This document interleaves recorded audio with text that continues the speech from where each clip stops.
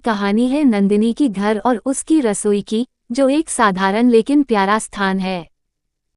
रसोई में नंदिनी कुछ नया पकाने की कोशिश कर रही है, लेकिन वह परेशान है क्योंकि उसकी हर डिश खराब हो जाती है। नंदिनी खुद से उफ, फिर से कुछ गड़बड़ हो गई। मैं आखिर सही खाना बना भी पाऊंगी या नहीं? अचानक रसोई में एक हल्की सी आवाज सुनाई देती है। नंदिनी चौंक जाती है। एक सुनहरी रोशनी से रसोई में रसोई की रानी प्रकट होती है। रसोई की रानी मुस्कुराते हुए, डरो मत नंदिनी, मैं रसोई की रानी हूँ। तुम्हारी मेहनत देखकर मैं बहुत खुश हूँ, इसलिए मैं तुम्हारी मदद करने आई हूँ। नंदिनी आश्चर्यचकित, आप कौन हैं और मेरी मदद कैसे करेगी? रसोई की रानी, मैं इस रसोई की जादुई देवी हूँ। मैं तुम्हें कुछ जादुई उपाय सिखाऊंगी जिससे तुम्हारे सभी पकवान स्वादिष्ट बन जाएंगे।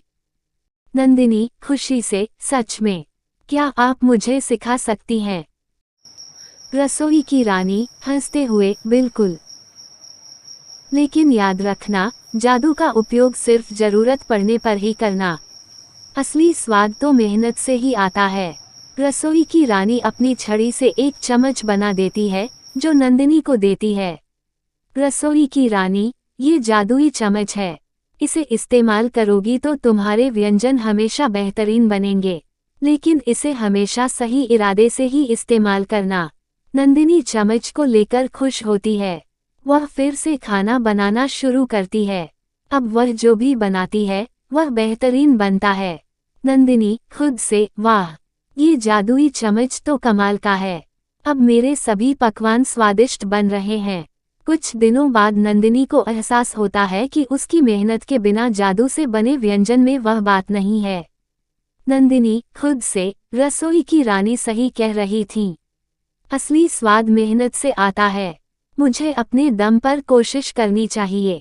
वह जादुई चम्मच को अलमारी में रख देती है और अपनी मेहनत से फिर से खाना बनाना शुरू करती है।